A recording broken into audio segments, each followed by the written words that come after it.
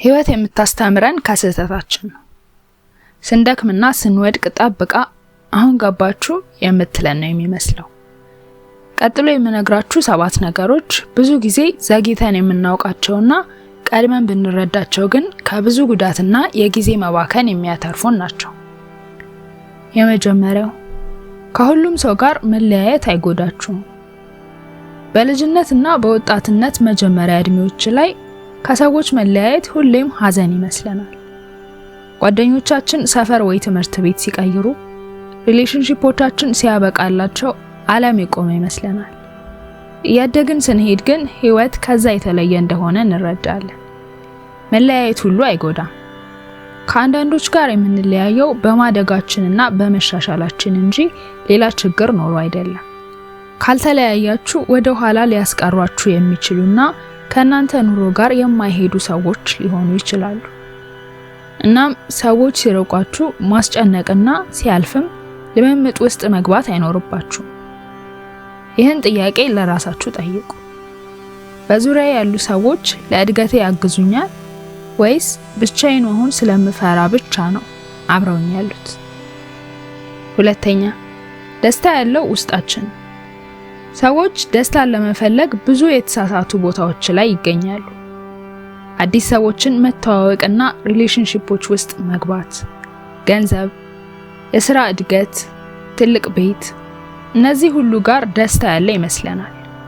እውነታውና ህይወት ዘግይቶ የሚያስተምረን ግን ደስታ ፈልገን የምንደርስበት ሳይሆን በምርጫችን ባለን ለመደሰት የምናደርገው ውሳኔ ነው። በትናንሽ ነገሮች፣ በጠዋት ፀሐይ፣ በምንጠጣው ቡና፣ ለብቻችን በምናሳልፈው የጸጥታ ጊዜ ሁሉ መደሰት እንችላለን። ችግሮች ቢኖሩም እንኳን ውስጣችን ሰላም መፍጠር እንችላለን። የሆነ ሰው ወይም የሆነ ነገር ደስተኛ ያደርገኛል ብላችሁ እየጠበቃችሁ ከሆነ ቆም ብላችሁ አስቡ። ወደ ራሳችሁ ተመለሱ። ባላችሁ ነገር መደሰትና ሰላም መሆንን ልምድ አድርጉ። ሶስተኛ፣ ትልቁ ሀብታችሁ ጊዜያችሁ ነው። ገንዘብ ልታገኙም ልታጡም ትችላላችሁ። ሌሎች እድሎችም እንደዛው። ከተጣላችሁት ሰው ጋርም መልሳችሁ ልትታረቁ ትችላላችሁ። ጊዜ ግን ካለፈ አለፈ ነው። ይህን የምንረዳው ግን በጣም ዘግይተን ነው።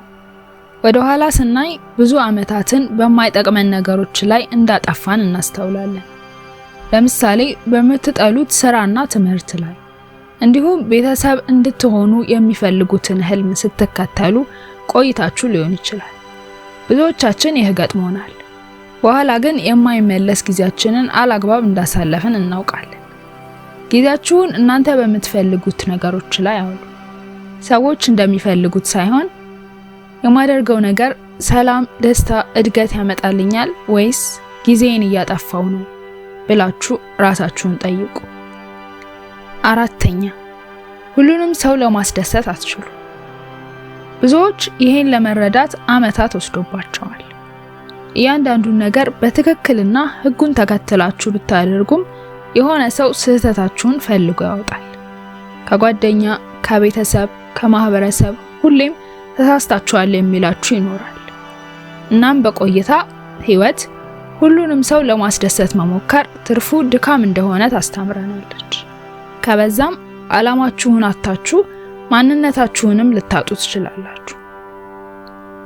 ሰዎችን ሁሉ ከማስደሰት ይልቅ እጅግ ወሳኝ የሆነውን ሰው ለማስደሰት ሞክሩ።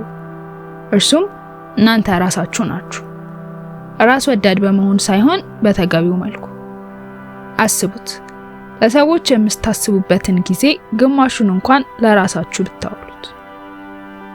አምስተኛ፣ ስህተትና ውድቀት የዓለም መጨረሻ አይደለም። መውደቅ እንደሚያሳፍር እየተነገረን ያደግነው። እናም ከወደቅን ከሌሎች ያነስንና በቂ እንዳልሆነ። ነገር ግን ህይወት አስተማሪ ናት። መውደቅ ደግሞ ትልቁ የትምህርት ክፍሏ ነው። እያንዳንዱ ውድቀት ምን የተሳሳተ እንደሆነ ያሳያችኋል። ምን መለወጥ እንዳለባችሁና ለምን ዋጋ መስጠት እንዳለባችሁ ያስተምራል። ትልልቅ ሐሳቦች፣ ስኬቶችና ጓደኝነቶችም ጭምር ወድቀን ስንነሳ ይመጣሉ። ለምሳሌ የጀመራችሁት አዲስ ትምህርት፣ ስራ ወይም ጓደኝነት ባይሳካ ያሳዝናል። በሌላ ጎኑ ግን በቀጣይ እንዴት ሁሉንም ማሳካት እንዳለባችሁ ያሳያችኋል። ለህይወት የተሻለ መረዳት እንዲኖራችሁም ያደርጋል። ውድቀት ስጦታችን እንደሆነ ከረፈደ ነው የሚገባን። ቀላልና ደስ የሚል ነገር አይደለም፣ ነገር ግን ጠቃሚ ነው። 6ኛ ከስኬት ሰላም ይበልጣል። በልጅነታችን አድገን ስኬታማ እንድንሆን ተመክረናል።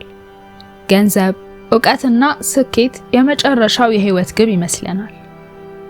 አሁንም ህይወት የምታስተምረው ግን ስኬት ሰላም ከሌለን ባዶ እንደሆነ ነው። የተረጋጋና ሰላም ያለው ህይወት ለሌሎች ያነስን ቢመስልም ከተረበሸና በጭንቀት ከተሞላ ኑሮ በእጅጉ ይሻላል።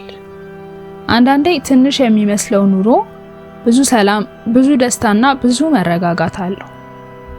እዚህ ጋር የሰዎችን ትኩረት የሚስበውን ነው ወይስ ለአእምሮዬ ሰላም የሚሰጠኝን ኑሮ ነው እየኖርኩ ያለሁት ብላችሁ ጠይቁ። 7ኛ ለህይወታችሁ ኃላፊነት የምትወስዱት እናንተ ብቻ ናችሁ።